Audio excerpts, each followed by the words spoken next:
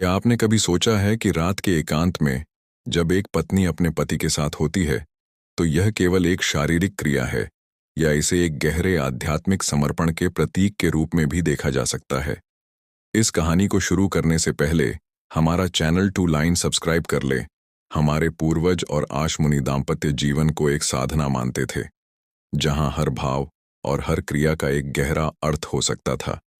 आज हम किसी किताबी ज्ञान की नहीं बल्कि एक खूबसूरत नजरिए की बात करेंगे। एक ऐसी बोध कथा के जरिए एक गहरे प्रतीक को समझने की कोशिश करेंगे जो पति के रिश्ते को एक नई ऊंचाई दे सकता है। यह सिर्फ वस्त्रों के त्याग की बात नहीं है, बल्कि यह कहानी उन 4 मानसिक आवरणों के त्याग की है जिन्हें हटाने पर एक रिश्ता अभेद्य बन सकता है। आइए एक पुरानी कथा के माध्यम से इस सिंबलिज्म की परतों को खोलते हैं। यह कहानी हमें सिखाएगी कि कैसे एक पत्नी का समर्पण उसके पति के लिए सम्मान, निष्ठा और प्रेम का सबसे बड़ा स्रोत बन सकता है। यह उन सभी के लिए है जो अपने रिश्ते को शारीरिक और सामाजिक होने के साथ साथ एक आध्यात्मिक गहराई भी देना चाहते हैं। इससे पहले कि हम उस कहानी में उतरे, यह समझना जरूरी है कि सनातन संस्कृति में विवाह को किस नज़र से देखा जाता है।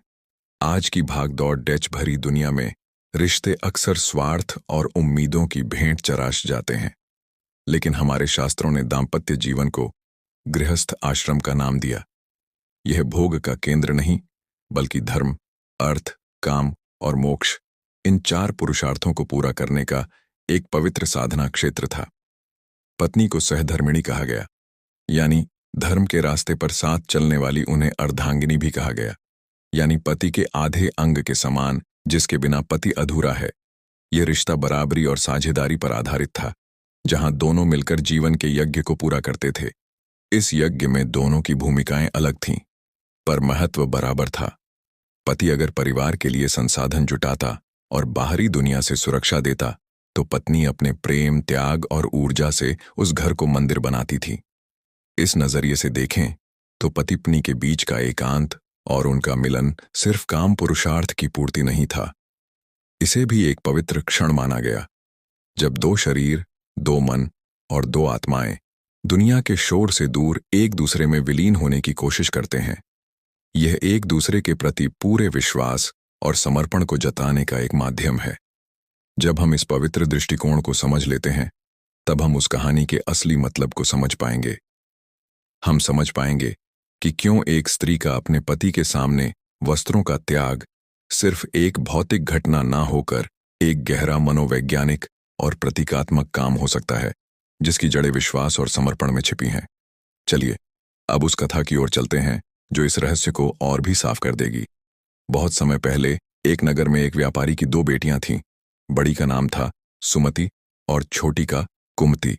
जैसा नाम वैसा ही स्वभाव। सुमति शांत, धैर्यवान और विचारशील थी, जबकि कुमति चंचल और सांसारिक सुखों की ओर आकर्षित थी। जब विवाह का समय आया तो कुमति ने जिद की कि वह नगर के सबसे धनी और सुंदर लड्ढुचक्के से ही शादी करेगी। उसे वैसा ही वर मिल भी गया। वहीं सुमति के लिए एक साधारण मेहनती लड्ढुचक्के का रिश्ता आया। सुमति ने कहा, पिताजी, धन और रूप तो ढल जाते हैं, पर संस्कार और मेहनत जीवन भर साथ देते हैं। मुझे यह रिश्ता स्वीकार है। दोनों की शादी हो गई। कुमति का जीवन ऐशो आराम से भर गया, पर उसका पति सुंदर होने के साथ साथ मन का चंचल भी था। वह अपनी पत्नी को एक सुंदर वस्तु तो समझता था, पर उसके मन की गहराइयों में कभी नहीं उतरा। कुमति के पास सब कुछ था, सिवाय अपने पति के सच्चे प्रेम और समय के। दूसरी ओर सुमति का जीवन संघर्ष भरा था। उसका पति दिन भर मेहनत करता और शाम को थका हारा लौटता। वह अपनी जिम्मेदारियों में इतना उलझा था कि पत्नी पर ज्यादा ध्यान नहीं दे पाता था। सुमति को कई बार अकेलापन लगता, पर उसने हिम्मत नहीं हारी। उसे अपनी मां की सीख याद थी, एक स्त्री अपने प्रेम और समर्पण से पत्थर को भी पिघला सकती है। सुमति ने शिकायत करने के बजाय अपने घर को प्रेम से सींचना शुरू किया। वह पति की हर छोटी बड़ी जरूरत का ध्यान रखती। जब वह लौटता तो मुस्कुराकर उसका स्वागत करती। उसने कभी किसी चीज की मांग नहीं की। धीरे धीरे पति का ध्यान उसकी ओर जाने लगा। उसे एहसास होने लगा कि उसकी पत्नी कोई साधारण स्त्री नहीं, बल्कि देवी का रूप है, जो उसके जीवन में शांति लेकर आई है। कुछ साल बाद उनकी एक बूढ़ी और ज्ञानी रिश्तेदार उनसे मिलने आई। पहले वह कुंती के महल गई। कुंती ने खूब सेवा की, पर बूढ़ी काकी ने दीवारों के पीछे का अकेलापन भांप लिया। कुंती ने अपने पति की बेरुखी का रोना रोया। फिर काकी सुमति के साधारण से घर गई। घर छोटा था, पर शांति और प्रेम से भरा था। उन्होंने देखा कि सुमति का पति उसे कितने प्रेम और सम्मान से देखता है। उन दोनों के बीच एक गहरा खामोश रिश्ता था। अगले दिन जब दोनों बहनें काकी से मिली तो कुंती ने फिर वही सवाल किया, काकी माँ, सुमति ऐसा क्या जादू करती है कि इसके पति इस पर मोहित रहते हैं? मैं इतनी सुंदर हूं, फिर भी मेरे पति का मन बाहर भटकता है। तब उस ज्ञानी काकी ने उन्हें पास बिठाया और एक गहरा रहस्य समझाया। काकी ने कहा, बेटियों, पति को किसी जादू टोने से नहीं बल्कि समर्पण और विश्वास की डोर से बांधा जाता है। कुंती, तू अपने शरीर को तो सजाती है, पर तेरा मन अहंकार, शर्म और चिंताओं से घिरा रहता है। तुम रात में अपने पति के सामने शरीर के कपड़े तो उतार देती हो, पर अपनी आत्मा पर पड़े आवरण नहीं उतार पाती। जब तक आत्मा का आत्मा से मिलन नहीं होगा, प्रेम सिर्फ एक जिस्म का खेल रहेगा, और जिस्म की सुंदरता से मन बहुत जल्दी ऊब जाता है। तेरी बहन सुमति इस रहस्य को समझ गई है। काकी ने सुमति की ओर देखकर कहा, जब वह अपने पति के पास जाती है तो वह सिर्फ तन के वस्त्र नहीं बल्कि अपनी आत्मा पर पड़े 4 सबसे बड़े आवरण भी त्याग देती है। और जब एक स्त्री यह 4 त्याग करती है तो पति उसका साथी और पूरक बन जाता है। उसका मन कहीं और भटक ही नहीं सकता, क्योंकि उसे अपनी पत्नी में ही पूरी दुनिया मिल जाती है। कुंती ने हैरान होकर पूछा, 4 आवरण? वे कौन से हैं काकी माँ? और तब बूढ़ी काकी ने उन 4 प्रतीकात्मक त्यागों के बारे में बताया जो एक रिश्ते को मजबूत बना सकते हैं। काकी ने समझाना शुरू किया, बेटी, पहला और सबसे मोटा पर्दा है अहंकार का। मैं सही हूं, मेरी बात सुनो। उन्होंने ऐसा क्यों किया? यह मैं और मेरा ही अहंकार है। दिन में दुनिया के सामने यह जरूरी हो सकता है, पर जब तुम अपने पति के पास एकांत में जाती हो तो इस अहंकार के वस्त्र को बाहर ही उतार कर जाना होता है। अहंकार त्यागने का मतलब है यह मानना कि अब तुम 2 नहीं 1 हो, जहां मैं और तुम खत्म होकर सिर्फ हम बचते हैं। इसका मतलब है अपनी गलती मान लेना और यह विश्वास रखना कि तुम्हारा साथी तुम्हारा बुरा नहीं सोच सकता। जब पति महसूस करता है कि पत्नी उससे मुकाबला नहीं कर रही बल्कि उसका साथ दे रही है तो उसका दिल सम्मान से भर जाता है। सुमति ने यही किया। इस त्याग ने उसके पति के दिल में सम्मान का बीज बो दिया। काकी ने आगे कहा, दूसरा पर्दा है शर्म का, और मैं सिर्फ शारीरिक शर्म की बात नहीं कर रही। मैं उस मानसिक और भावनात्मक शर्म की बात कर रही हूं जो हमें अपने साथी के सामने पूरी तरह खुलने से रोकती है। ये किस बात की शर्म है? यह अपने डर, अपनी कमजोरियों और अपने सपनों को बताने की शर्म है। ये डर कि अगर मैंने सच कह दिया तो वह क्या सोचेंगे। जब एक पत्नी इस पर्दे को हटा देती है तो वह अपनी आत्मा की चाबी अपने पति को सौंप देती है। वह कहती है, यह हूं मैं अपनी अच्छाइयों और कमियों के साथ। तुम्हारे सामने कोई नाटक नहीं, कोई पर्दा नहीं। यह भावनात्मक खुलापन शारीरिक खुलेपन से कहीं ज्यादा शक्तिशाली होता है। जब पति देखता है कि उसकी पत्नी उस पर इतना भरोसा करती है तो वह खुद को उसका रक्षक समझने लगता है। इस त्याग से रिश्ते में विश्वास की गहराई आती है। काकी की आंखों में एक चमक थी। वह बोली, तीसरा वस्त्र है तुम्हारी सामाजिक पहचान का। दिन में तुम किसी की बेटी हो, बहू हो, एक मां हो। तुम्हारी कई भूमिकाएं हैं, लेकिन जब तुम अपने पति के कमरे में जाओ तो इन सभी पहचानों को दरवाजे पर ही छोड़ दें। आज तो उस पल में तुम ना बेटी हो, ना बहू, ना मां। तुम सिर्फ उसकी प्रेयसी हो, उसकी सखी हो। उस वक्त दिन भर की जिम्मेदारियों का बोझ नहीं होना चाहिए।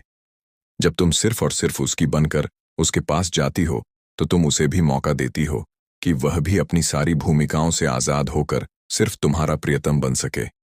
यह त्याग रिश्ते में रोमांस को जिंदा रखता है और याद दिलाता है कि तुम्हारी पहली पहचान एक दूसरे का जीवन साथी होना है। आखिर में काकी ने कहा, और चौथा और आखिरी त्याग है अपनी चिंताओं और डर के चोगे का त्याग। हमारा मन कल क्या होगा, यह काम कैसे होगा जैसी हजारों चिंताओं से बोझिल रहता है। जब एक स्त्री अपने पति के पास जाए तो उसे इस भारी चोगे को उतारकर पूरे समर्पण का भाव अपनाना चाहिए।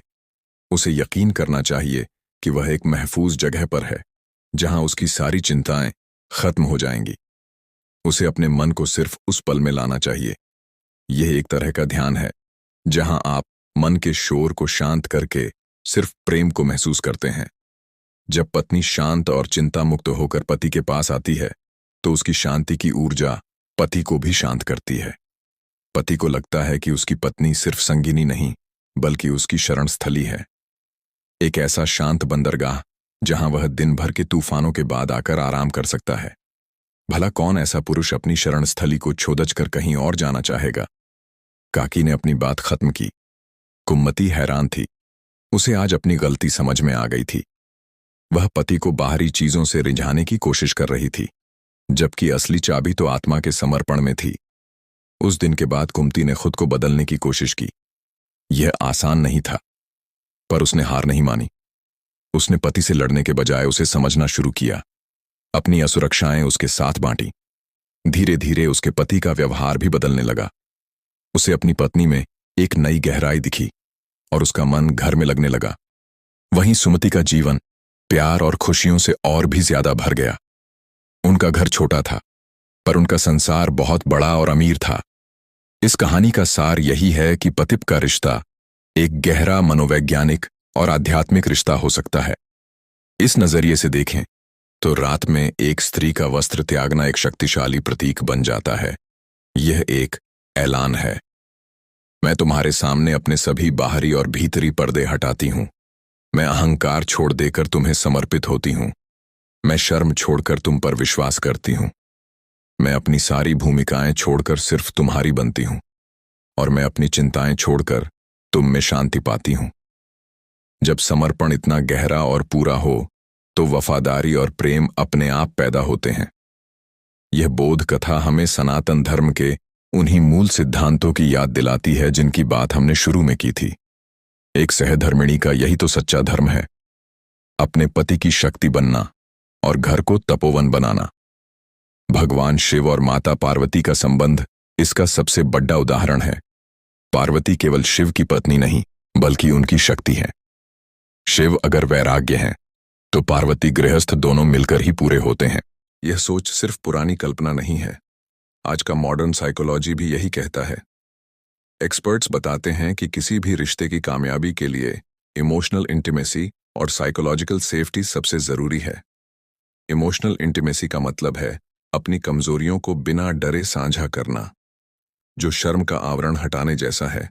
साइकोलॉजिकल सेफ्टी का मतलब है यह विश्वास कि आपका साथी आपको कभी नीचा नहीं दिखाएगा, जो अहंकार और चिंता को त्यागने से ही मुमकिन है।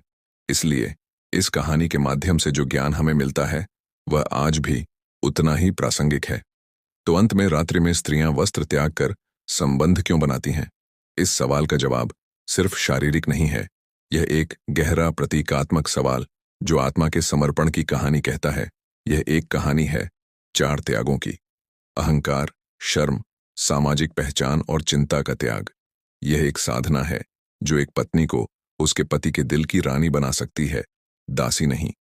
यह एक आध्यात्मिक निवेश है जो एक रिश्ते को जीवन भर के लिए अटूट और प्यार भरा बना सकता है। अगर आप इस गहरे विचार और नजरिए से सहमत हैं, तो इस वीडियो को लाइक करके अपना समर्थन जरूर दें। आपके हिसाब से आज के रिश्तों में इन 4 में से किस त्याग की सबसे ज्यादा जरूरत है?